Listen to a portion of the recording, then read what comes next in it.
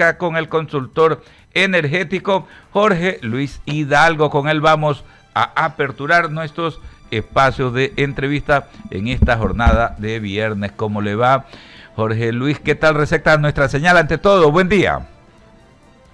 Buenos días, Alberto, gracias por la invitación. Recepto muy bien a la señal, no sé si me escuchan. Sí, por supuesto que sí, fuerte y claro, como diría alguien. Bueno, un feliz día para todos.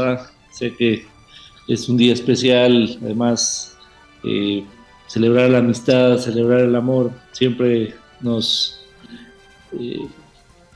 saca de nuestro día a día, de nuestros desafíos del día a día y nos pone en una posición más de reflexión, de valorar lo más importante y bueno, pues que disfruten. Así que un abrazo a todos. Gracias. Por usted también justamente nos reconforta, este tipo de fechas nos reconforta más allá, ¿no?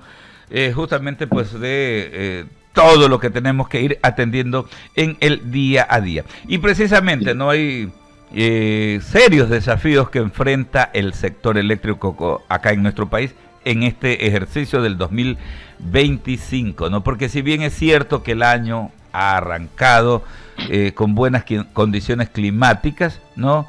El sistema eléctrico sigue siendo vulnerable. Le consulto de partida, de arranque, ¿no?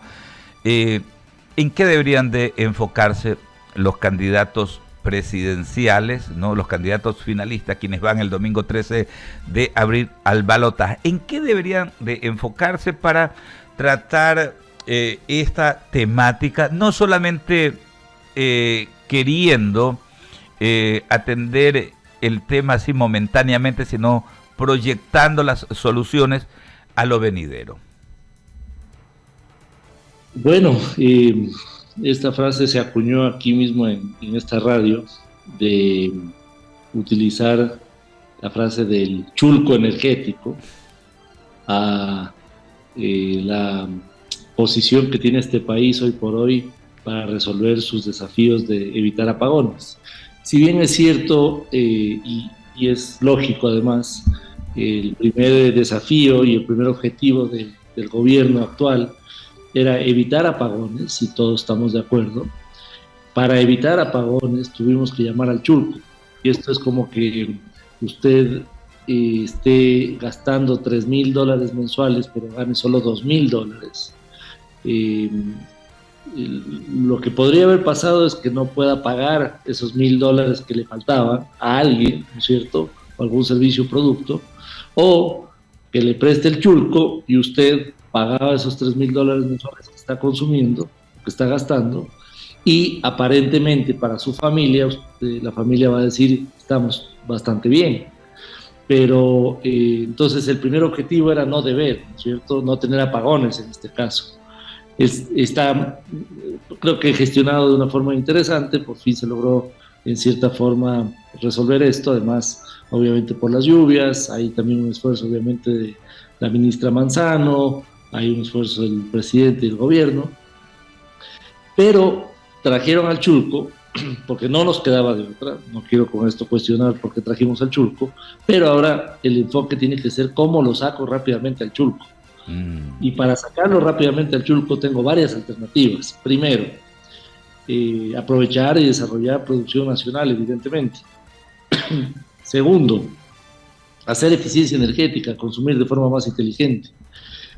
Tercero, hacer un manejo más adecuado de nuestros recursos y potencialidad de nuestros recursos energéticos. Fíjese usted que tenemos barcazas costosísimas, además yo sigo teniendo bastantes dudas de su estabilidad en su generación. Siempre han presentado un montón de desafíos. Tenemos a Colombia, que irónicamente Colombia nos vendió con un máximo de capacidad de 450 megavatios, pero digamos que promedio año nos debe haber vendido unos 300, 350 megavatios, ¿sí? Probablemente menos. Pero en los 2 años ya le hemos pagado a Colombia, y esto es muy importante, le hemos pagado la cantidad de $650 millones. Con $650 millones en estos 2 años pagados cash podríamos haber construido una hidroeléctrica de 350 megavatios. ¿Cuánto fue el promedio que le dije de generación que nos vendió Colombia? 350 megavatios. ¿Cuánto nos hubiera costado una hidroeléctrica de 350 megavatios? Más o menos 650 millones de dólares. Entonces, en 2 años le pagamos a Colombia lo que podríamos haber construido en el Ecuador una hidroeléctrica. Y esto hay que reflexionar enormemente, porque en cierta forma el chulpo hace que el país esté financiando nueva infraestructura energética, no en el Ecuador, sino en Colombia. Y además, pues obviamente aquí juega un rol importante los importadores de combustibles. Dicho sea de paso, a Colombia le compramos la energía a actores privados. Como este país es tan ingenuo, paralelamente el gobierno obviamente ha invitado al sector privado a que apueste a generación eléctrica privada, y el sector privado, y a mí me consta, ha reaccionado de forma positiva para apostarle a la generación energética privada. Pero cuando va el sector privado, se encuentra con una romería que tiene que hacer a las autoridades del gobierno, con unas posiciones incluso que se contraponen. El uno pide otra cosa, pero no se puede tener porque la otra cosa no se tiene, que un permiso se tiene que sacar, pero antes tiene que sacar el otro permiso. Y este champú de requisitos hace que obviamente se demoren las autorizaciones para que se den los proyectos. Fíjese que hay un caso que nosotros conocemos, que va 1 año y no se termina de hacer notificaciones para sacar la autorización del agua. Y aquí viene lo interesante. Pero hay actores políticos disfrazados de ONGs, en un rato los voy a revelar, que en un país de apagones, con poblaciones justamente de apagones, todo el país se afectado en esos apagones, bloquea proyectos y ponen pancartas y no a las hidroeléctricas. Incluso hay una en el proyecto solar que también se oponen, y manipulan a la población y hacen muy buenos y sofisticados videos. Se nota que hacen inversiones importantes de recursos económicos. Y como yo no puedo saber, no sé además, quién financia a estas ONGs, sí le puedo decir categóricamente quién se beneficia. Y ahí viene la ingenuidad de este país. Se benefician generadores eléctricos privados de Colombia, que evidentemente no quieren y no tienen interés de que el Ecuador mejore su infraestructura energética. Más bien estamos mejorando la infraestructura energética de Colombia. Los empresarios de las barcazas, que no quieren quedarse 18 meses, sino al menos 10 años, como ya pasó en alguna época, están listos para quedarse 10 años o más. Y los importadores de combustibles, que han hecho una verdadera fiesta energética en este país a través del chulco. Entonces, si bien es cierto, para resumir, hemos cumplido en cierta forma, o digamos que gestionado de mejor forma, la primera fase, que es evitar apagones. Ahora viene la fase de sacar al chulco pues del sistema, y en esa fase estamos de años.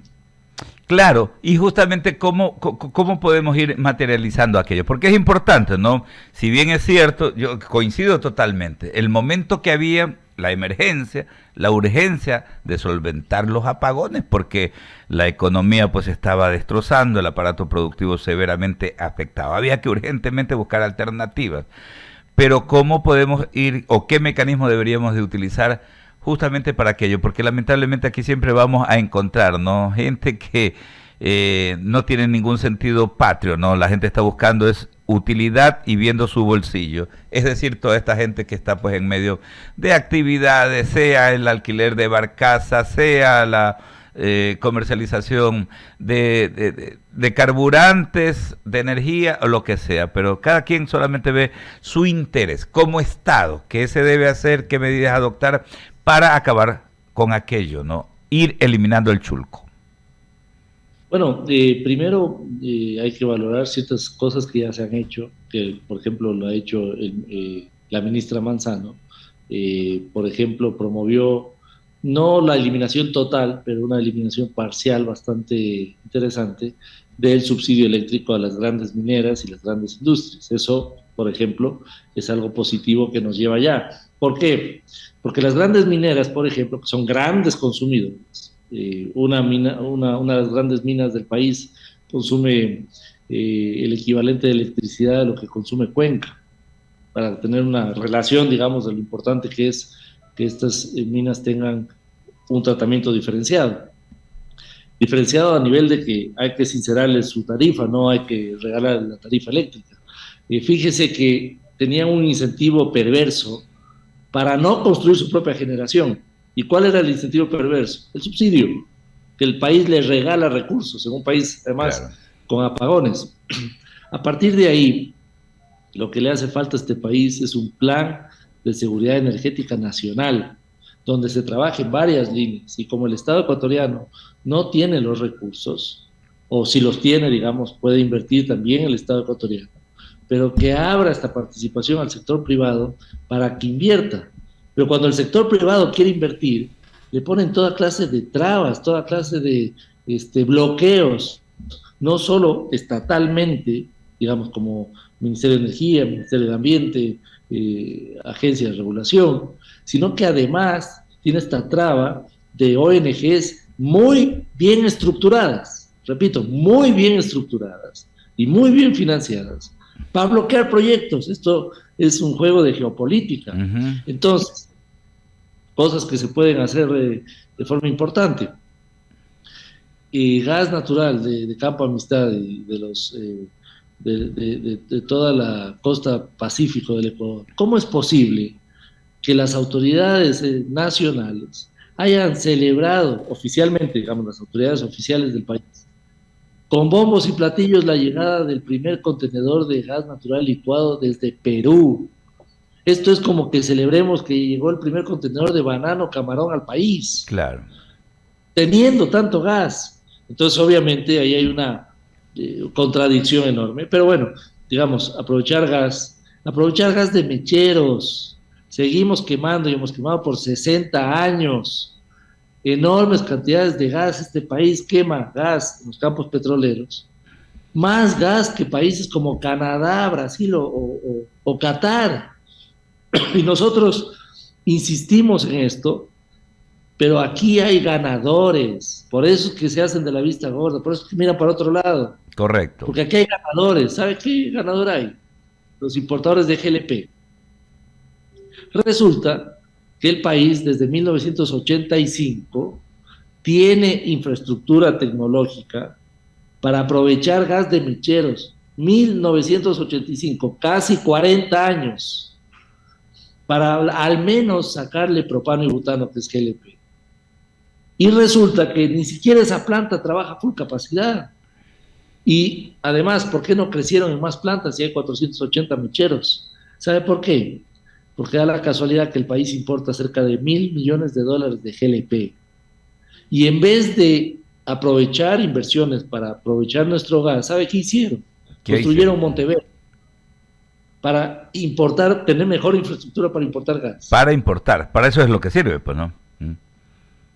Rubén, amigos, es importante que nosotros podamos, Alberto, perdón, y amigos, es importante que nosotros entendamos, no son casualidades, son intereses creados.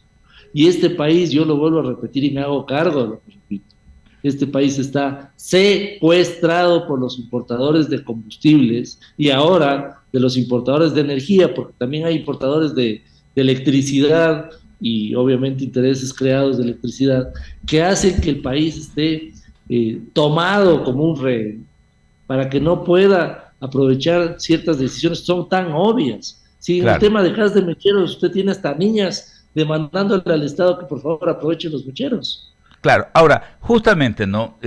Este tema está totalmente claro y es increíble, ¿no? Que quienes aspiran, por ejemplo, o mantenerse o llegar a la presidencia de la República, o sea, no le digan al país, o sea, no mencionan esto de la forma como lo estamos tratando y de alguna manera digan, esto vamos a hacer a partir de ahora, porque es evidente, ¿no? Aquí hay mucha gente que, ya lo dije hace un momento, solamente ve el tema de obtener más y más, es la plata sobre la plata, y aquí hay un poco de operadores políticos, dueños de partidos también, que son verdaderos vacunadores, así les llamamos aquí en esta radio, los vacunadores, los que han vivido, los que han vivido de la extorsión, ¿no? Aprovechan su bloquecito, por eso es que quieren tener el bloquecito en la asamblea, para perversamente hacer lo de aquí o lo de allá, a espalda de los intereses de los ecuatorianos, básicamente es de su grupito, de la gallada, de las empresas que tienen. Entonces, básicamente la pregunta es esa, quienes están, pues, vuelvo y repito, aspirando a mantenerse en un caso y queriendo llegar en otro, ¿le cuentan al país este tema? ¿Tienen soluciones? ¿Han dicho cómo van a enfrentar esta problemática? A ver, partamos primero de algo positivo, Alberto, se me permite. Este país es bendecido en recursos. Debe ser de los países con más altos recursos hídricos en el mundo. Recursos solares, eólicos, gas natural, recursos geotérmicos. Nosotros tenemos la avenida de los volcanes. Tenemos biomasa. Este país lo que menos debe tener es apagones. Lo que menos debe tener es este sufrimiento energético que tenemos.